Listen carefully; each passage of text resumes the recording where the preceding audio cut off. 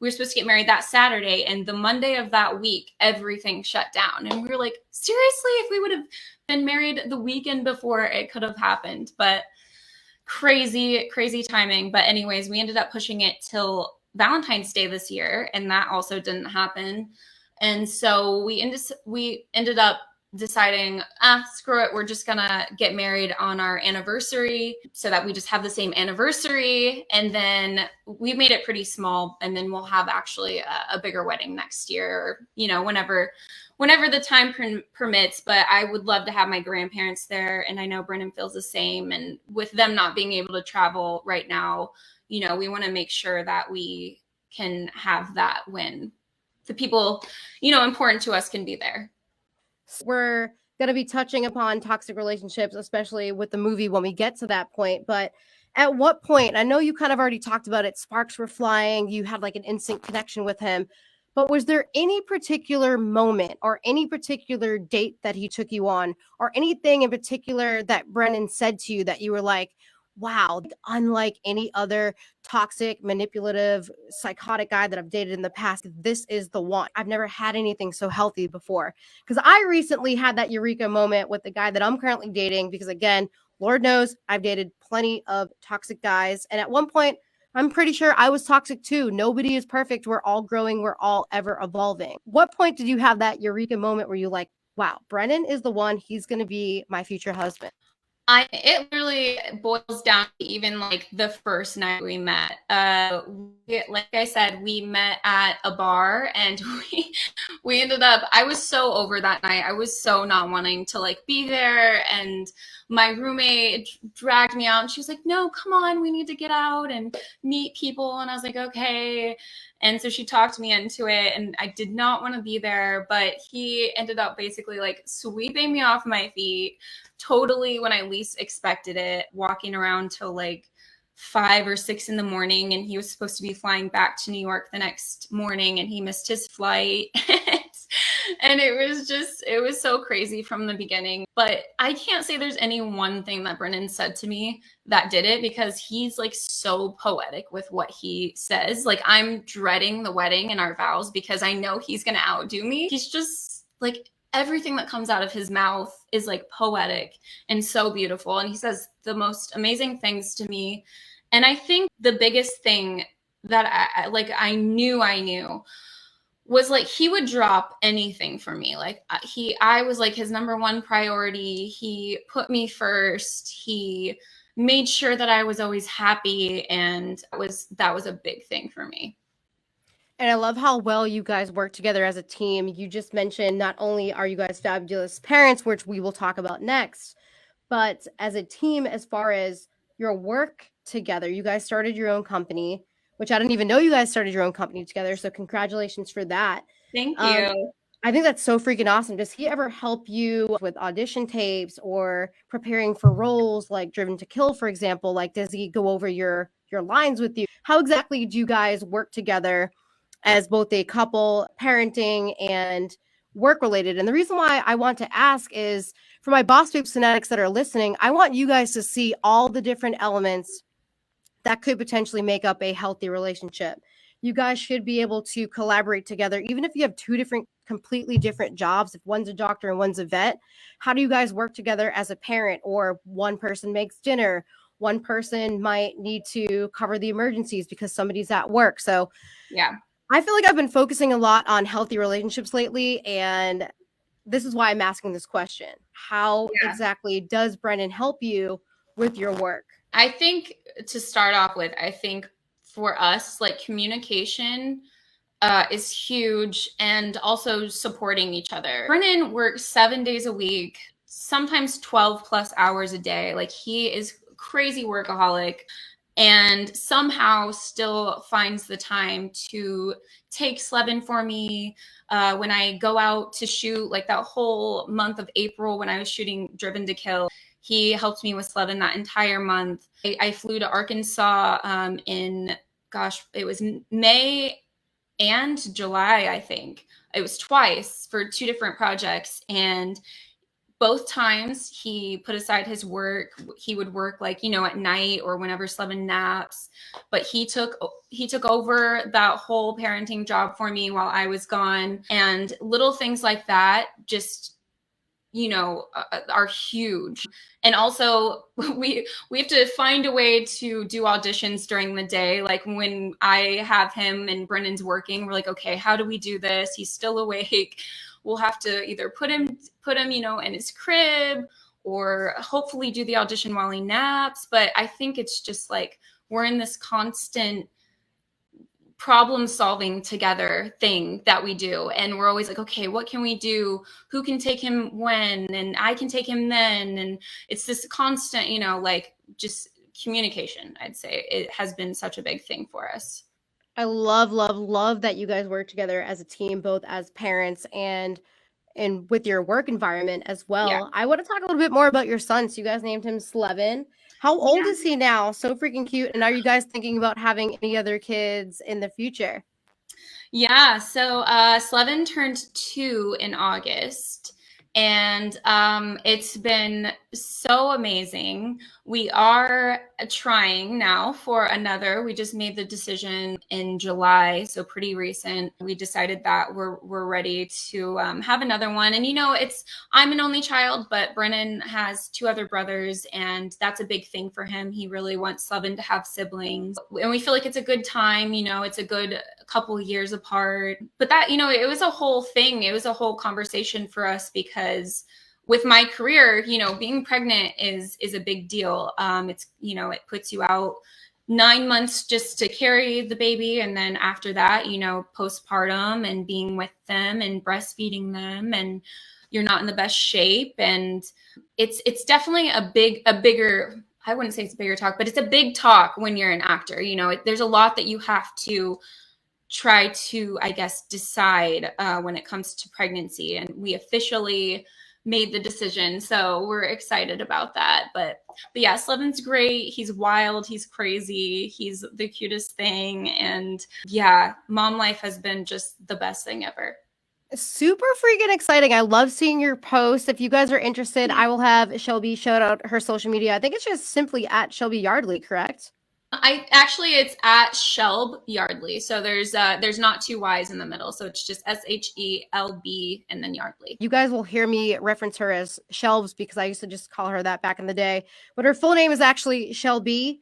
And feel free to follow her on social media because you guys will see her posts of her husband, her son, her current work that she's working on. So please go ahead, give her a follow on Instagram. Congratulations to you guys with your son and everything that you are currently working on, and also trying for another baby. That's so freaking exciting. Like, that is so awesome. And to be able to do that with not even really having family out there, like, that's like the other thing too. Like, how are you able to do all this without having like your mom's there to help you or not having his family there to help?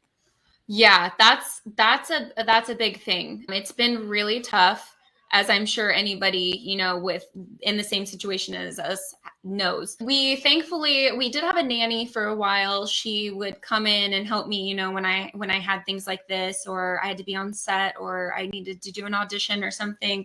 She was very helpful, especially because, like I said, Brennan is working so much. But I am thankful Brennan takes the morning shifts for me, so he lets me sleep in, and then I'll take Sleven around like 9 or 10, and then I have him the rest of the day unless I have something going on. Then Brennan will take him during that time. But yeah, I've been super thankful between Brennan and the nanny, and then also his brothers live here as well, so they'll help us out from time to time. But they are in entertainment as well, so it can be tough to find time for all of us to spend together and for them to help us with Sleven in general. And it's definitely a struggle, but I feel like you figure it out along the way, and it all works out. I actually love having this conversation. I might actually have a conversation with you outside of the podcast because Ryan and I have been talking about when we are ready to have children, how will we do it? Because for those of you guys that are listening, and Shelby, I'm sure you know this too, I'm still in entertainment. I have a podcast. I am a sports host for a basketball team, and Ryan plays professional baseball. So it's like him and I are kind of all over the place. Like, cross-country road tripping, hopping on airplanes to go to Vegas and going here, there, and everywhere on planes, trains, and automobiles and teleporting if we could. So, girl, I totally Right. understand. I totally get it. Yeah, it's crazy, once you have a child because like you no longer take priority in your own life. You know what I mean? He always comes first. So when I do book a movie, before Sleven, it probably would have been like, oh my God, I get to fly to Arkansas and shoot this movie. Yes, bye. And now it's like, as soon as I get the email, like you're booked, I'm like, okay, what do I do about Sleven? I need to go like figure out who's going to watch him. How is that going to work? Is that going to work? And then I can confirm that I can go to the project. But now it's like, everything revolves around him now. Yeah, that's a big thing, I think, that you have to adjust to when you're in entertainment, because you're so used to just booking and going and being excited. And now it's like, okay, wait, I got to put my excitement on hold for a second and figure out Sleven and make sure that he's okay first. Love the tips. I love all the advice. And Boss Babes Fanatics, I hope you guys are enjoying listening to Shelby be super open and vulnerable about everything from toxic relationships to her fabulous wedding, fabulous husband that she's with now, and everything in between, from, again, growing up in a small town to moving to LA, her work projects. I want to switch on over to acting. So, in this part 2 of this podcast episode, you guys are going to listen to Shelby Yardley, one of my good friends, talk to you guys all about acting. In part 1, you guys heard her talk about why she got into acting, how it always kind of sparked her interest, how her mom wanted her to originally like keep up with her college degree, and she was like, you know what, like, I'm just gonna go out there, I'm gonna chase the dream. So, Shelbs, I know you recently obviously just had a film come out that will be spoken about shortly, but what is a dream role of yours that you would love to play? And then what other projects other than Driven to Kill have you worked on in the past? Oh my gosh, it's so tough. I feel like that question always gets me because I feel like I'm constantly changing as a person, and so what I'm wanting out of like myself and my career is always changing. But I'd say I desperately, so like I always tell people that my insides don't match my outsides. Like internally, I'm somebody with like black hair and like dark makeup, and like I listen to like emo music, and like I just have a completely different, I feel like my interests vary from like how I look on the outside, and that always frustrates me as an actor because I tend to get like the bitchy role or like the cheerleader or whatever. And I desperately want to be like this badass like hacker girl or like something like that. I love like tech type roles or like badass women. I love action roles. Like I love the role of, she's a little bit different than what I'm describing, but I love Starlight in The Boys. Like I love gritty shows like that. So something like that I would absolutely love. And as far as other projects, I was in Smuggling in Suburbia, which is also a Lifetime movie that came out a couple years ago now. I also recently just shot a pilot. It's my husband and I's pilot, and we are kind of in the works with that right now. It turned out amazing, and we're super happy with it, but we're working on pitching it now. And so we also have some things going on, not only in front of the camera, but also behind the camera. And I found that I almost love being behind the camera just as much as in front of it. So it's been really fun to kind of explore like all things in film that I'm finding that I love, which is so fun.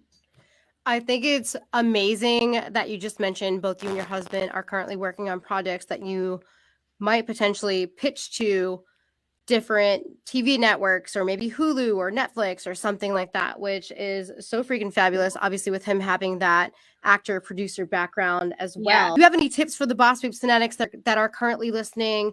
Maybe a parent is going to listen to this podcast episode or is listening to this podcast episode, and their son is like, hey, like I really want to get into acting, or they're graduating college and they're like, I don't know what to do yet. Should I move up to LA, move to New York?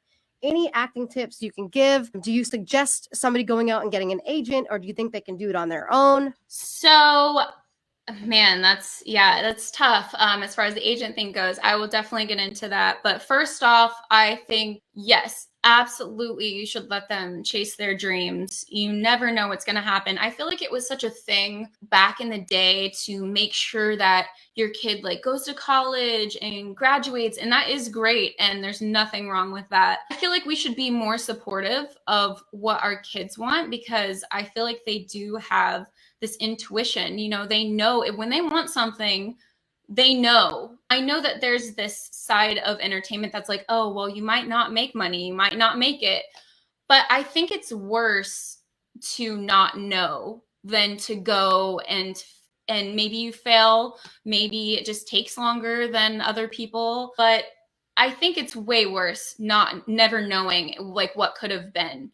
And I just feel like that's no way to live life. I feel like you should experience and explore everything that your soul is like wanting, no matter how crazy it might be. And then as far as the managers and agents go, it's so tough because I feel like it's so different with every single person. Like everybody has a different journey. I remember when I first moved here, I had the worst resume ever. I think it's around here somewhere, but I just looking back at it now, I'm like, no, I did not send that to like CAA or like some of the biggest people. No, no, no. I had like the worst picture of me ever. I had like no credits. It's like background roles. And I'm just like, oh my gosh. But that's part of the grind. When I first moved here, I sent those resumes out with confidence. I sent them out to any agency I could find, like on Backstage. They have like a little booklet you can use and look through managers and agents. I sent it out to so many. And along the way, I feel like you make connections. And through those connections, they refer you to people. And as they start seeing your work, they'll put you in touch with, people. I just feel like networking is a big thing, as you start booking projects. I've just kind of eventually fallen into my team that I have now through, like I said, referrals and working on projects and just putting myself out there. And I think also showcases is a good thing to do. I never really did many showcases, but I know a lot of people have gotten managers and agents through signing up for showcases, and making your own projects is also a great way to get exposure. I just feel like it's so different for everyone, but there's so many different avenues that you can at least try and explore. I feel like I get that question all the time where it's like, how do you start a podcast? How do you get on reality TV? How do you do this? How do you do that? And kind of like Shelby is saying, it's like everybody has their own path. Some people take acting classes, some people don't. Some people have an agent, some people don't. Some people go to college, others just pack up and move and do whatever the heck their heart desires. So I would say Shelby has a great advice where let your kids chase their dreams, let them follow their intuition, kind of like Shelby and I both did, where you're able to move out, pay your bills, and actively chase a dream. I say go for it 100%. And speaking of going for it, we are going to talk about Driven to Kill, people. We have been waiting to talk about this. This past weekend, Shelby starred in a film called Driven to Kill. It was on Lifetime TV, obviously super cool, right on the television. I was like, floored, taking photos. I was like fangirling myself. I'm like, I'm so excited.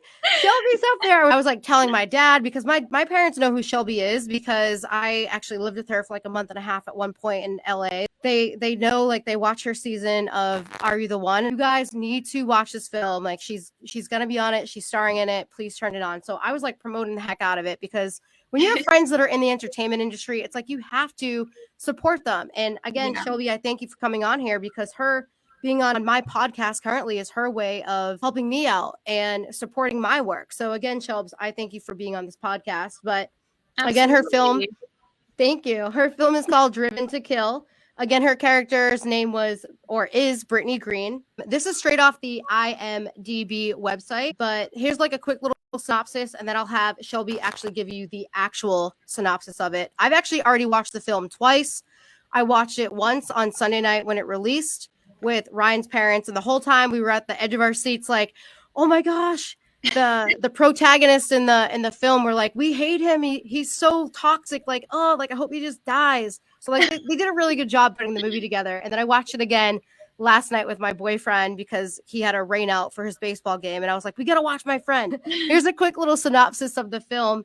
After enrolling in an auto racing school, her mentally unstable instructor falls in love with her, as in Shelby's character, Brittany, and tries to literally roll over everybody in her life. Straight from your mouth, what exactly went on while filming that film and some of the storyline, because we only got to see a small portion of what was actually created. Yeah. Well, it was so much fun to film. First off, it was so cool. About the movie, so it's about this girl who, you know, her dad had passed away, and he was into cars and things like that, and she, because he had died and it was the anniversary of his death, you know, she wanted to enroll in racing school and kind of take up this interest that her dad had. And she meets this instructor, and you know, the instructor ends up, like it says, trying to roll over everyone in her life, and he becomes obsessed with her and trying to, you know, anything to be with her, anything to get to her, he will do. So that's kind of the whole thing. And without giving anything away. And as far as like filming it, oh my gosh, it was so much fun. We actually did get to learn how to drive the cars, and some of the footage is real footage of us driving for real.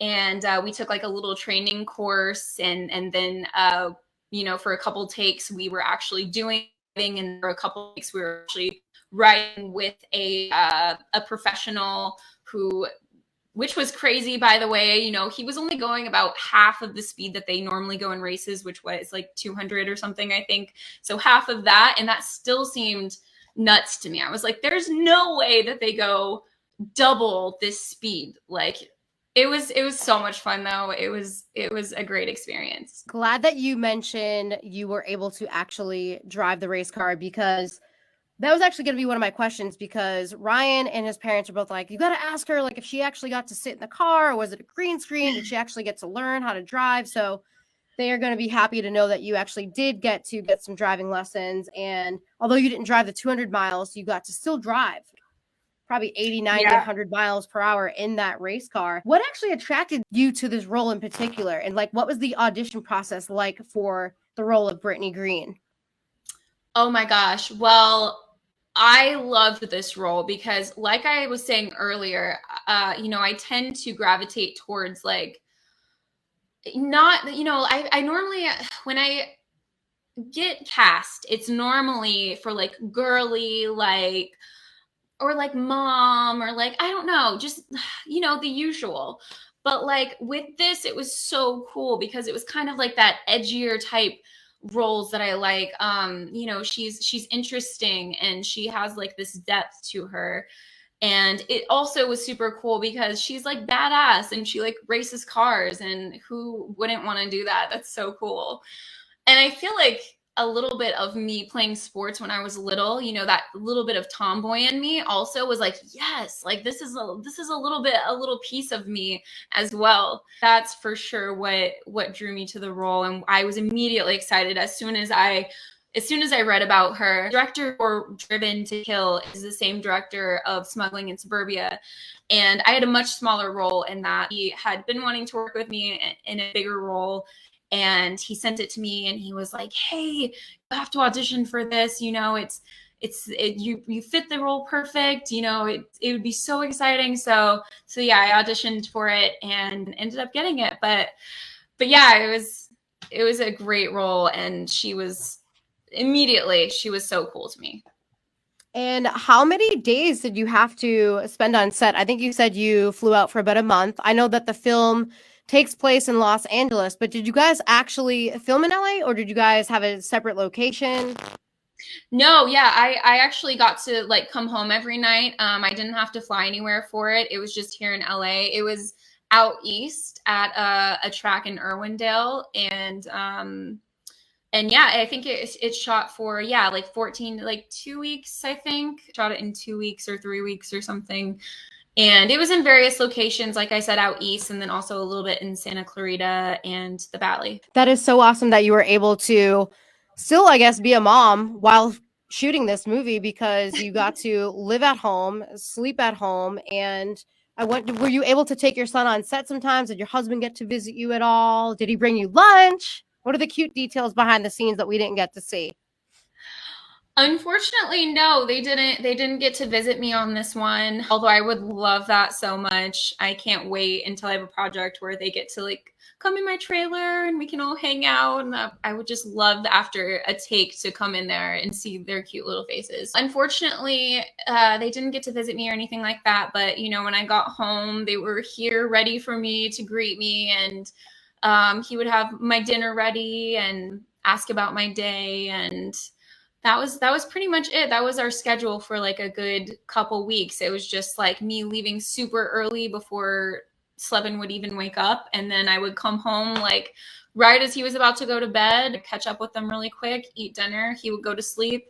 I would go to sleep like a couple hours later, and then I wake up and do it again. It sounds like you guys were just full grind mode for 2 to 3 weeks, long days, long hours, which is definitely true. I mean, I've worked on a number of music video sets and commercial sets, and as Shelby's mentioning, sometimes one day can be like 10 to 12 hours. And it's actually interesting, Shelbs, because when Ryan and I were watching your movie last night, there was one scene in particular that sticks out in my mind where they show like the up close shots of like your hand turning the car engine on and you walking out of your house, you grabbing the keys. So for those of you guys that are listening right now to this Boss Babes Lifestyle Sports podcast, Shelby can attest to this too. Her simply just having a shot of her walking out of her fake house for the day might have taken them a half hour or 45 minutes to film. And the reason for that is they get to film her far away, one to three times, probably make sure that they get the right shot, the right angle, the right lighting. Then they're going to go back and they might just get a shot of her walking out and just get an up close, tight shot of her feet. Then they're going to go back and they're going to have her do it again and have her up close, just her hands grabbing the keys and her hopping in the car. So like that one scene, Ryan and I were talking about it, and I was like, from a viewer's perspective, it's all very fast. It's like 20 seconds that you're seeing her walk out and get in the car, but that might have actually taken you guys a couple hours or even a full day, correct? Yeah, I mean, yeah, like you said, you have to do a few takes of each normally. And then also, you know, they have to switch the cameras in and out depending on what sort of frame they're doing. Then also, you know, switching from me walking in to also my hands. Those are two different setups. So the whole camera crew has to like move around. They have to completely adjust the lighting and move everything, and all of that takes a lot of time. And I know we don't want to give out too many details on the film because of course we want you guys to go ahead and watch Driven to Kill on Lifetime. So go ahead and please go check it out. Again, I'm not even making it up. I've literally already watched it twice. Very good film, awesome plot. It literally has you at the edge of your seat the whole time. The cool part about the whole movie too is you kind of really focus in on the character development because there's really only like 5 or 6 characters in the movie. So you're really able to like focus in on those characters. Shelby happens to play a fiance in the film. She has her fiance Kevin in the movie, and again, I don't want to give out too many details, but Kevin's mom is also in the movie. There's the protagonist, Andrew James, who we will speak about shortly because that's where we will talk about toxic people and toxic relationships. What did you learn personally from your role? Like, is there anything that you can step away from and be like, wow, like, you know what, I really enjoyed that role because I learned X, Y, and Z from it? I feel like it teaches me a lot of things that not to do. Like she's always going back and forth. Like I just want to be like, girl, like you have this great man right in front of you. I think the biggest thing with her is like, why aren't you appreciating who is right in front of you?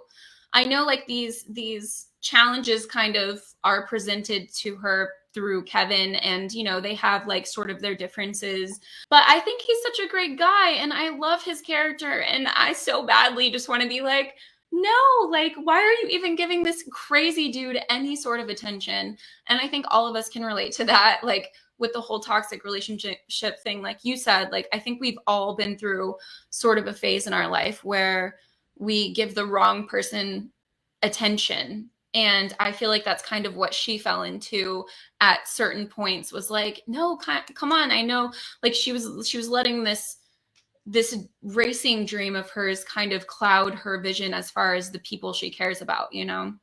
Yeah, and I feel like and I'll use your character name, Brittany Green was getting manipulated Yeah.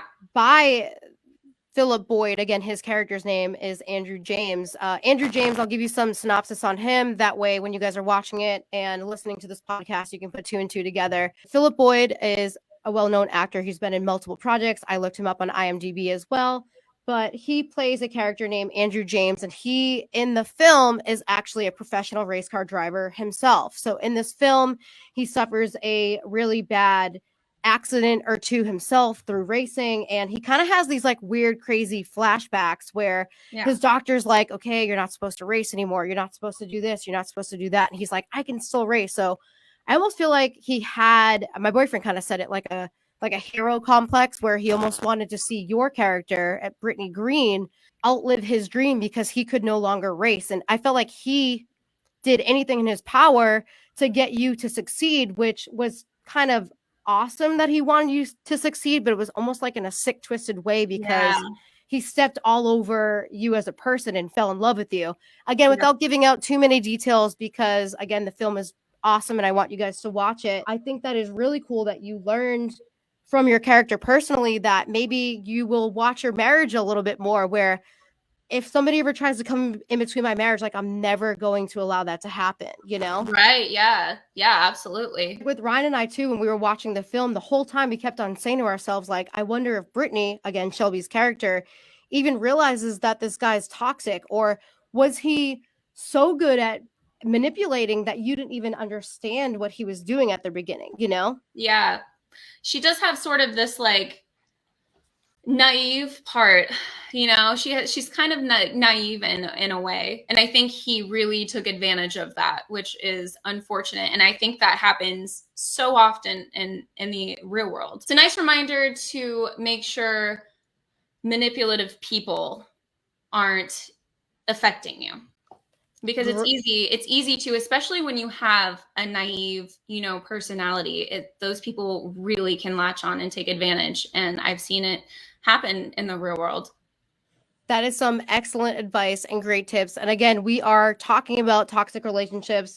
You guys know that I just recently dropped a podcast episode literally titled Toxic Relationships, and within that whole podcast episode, it's just me talking about escaping a toxic relationship, finding love after, healing. If you guys have not listened to my toxic relationship episode yet, please go ahead and do so. We've been getting a lot of good feedback on that. And if I can even help one person emotionally by listening to that episode, I'm grateful for that, which is also why I'm having Shelby talk about this character currently. Without giving out too much info, can you discuss his character a little bit better? And the whole time, Ryan and I were trying to figure out, do you think that his character was suffering from CTE? That is actually a thought that crossed my mind as well. I feel like he definitely could have. I feel like they kind of leave these blanks for you to fill in on your own and kind of determine like how mentally unstable he was, and how far that actually went compared to, like you said, like he also sort of had this like hero complex and wanted to see her win because he can no longer race. He kind of had some of the traits, I feel like. I can't remember exactly everything. I remember watching a documentary on CTE. He does all of this in like a very sick and twisted way, like you said, because it's one thing to fall in love with somebody, and it's one thing to want to see them win, even if it's not for the for the right reasons. But I think it's the way that he's so like twisted and manipulative and like just a liar and conniving. It's just all these things that make it that much worse. In Shelby's case, in the film, this was a toxic work environment for her. Yeah. So toxic can be intimate relationship, it can be a toxic friendship, toxic family member, toxic work environment. Again, like Shelby is speaking about.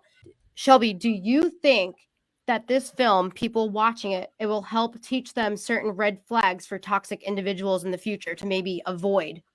Oh my gosh, absolutely. I feel like, yes, there are so many, I don't want to give anything away, but yeah, there are so many different examples in it where you could be like, that's toxic, that's toxic, that's toxic. There are so many red flags that you can absolutely see in that movie. What was your favorite memory on set, whether it be hanging out with the cast members or a specific scene that you guys might have shot?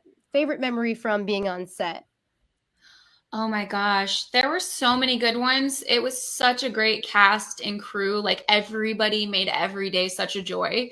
So it's so hard to pick, but oh man, I would say like the racing. I mean, I don't know how I could pick any other part. Like the tomboy in me is like the racing. That was the coolest part for sure. Racing was the most memorable thing for me because it was like a new thing.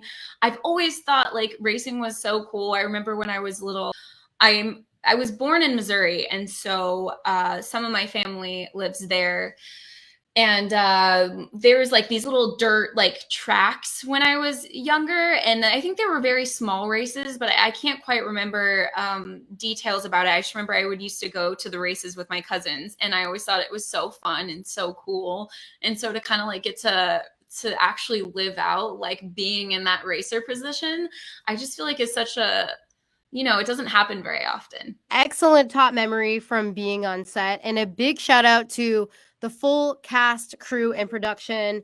Again, if you guys want to go see Shelby's film, it's on Lifetime TV. I would assume you guys can either stream it or go record it and watch it whenever you want to. Figured out that you can also, you might not want to purchase it, but it's like $3 or something on YouTube we found. So if you absolutely want to see it, like you're dying to pay $3, then you can go on YouTube. They might be doing reruns on Lifetime, and I know that you can watch that, through like Hulu Live or the Lifetime app if you can't afford it. So I think there are a few different ways to watch it, and I want to say those three are the ones that I know at the moment. We're going to wrap this up very shortly because, of course, Shelby needs to go. She might have an audition later. She has to take care of her son. She might have to go work out. She might have to just go make dinner and be a normal person today. I appreciate you being on here, Shelbs. Before we wrap up, though, do you have any projects lined up for the future that you can talk about? I have a couple projects that are, I believe one just finished up in post-production. I think it might be sort of like a Hallmark movie. I'm not sure yet. Another film I have a very small role in, but I feel so grateful. It's a feature film with John Cusack. I'm not entirely sure. I think that's in post-production right now as well. But like I said, as soon as I have more information, I will definitely post about it. And Shelby, I would love to have you back on this podcast. For the BosBabes fanatics that are listening, thank you guys so much for tuning in. You guys know that I love having my guests back on here multiple times to recap. I kind of like to use my podcast as a platform. It's like an audible reality TV show, if you will, because I like to have people be able to follow people's lives. So I definitely don't want this to be your last episode. Maybe have you back on here when your next project comes out. Have you talk about your projects and your son and everything in between. Yes. Again, guys, please check out Driven to Kill on Lifetime. Check it out on YouTube if you want to go rent it. Shelbs, shout out your social media. That way people can follow you online one last time. It is at Shelb, Shelb Yardley. And thank you so much, Shelby. You are awesome, and I cannot wait to have you back on here again. Thank you. Thanks for having me.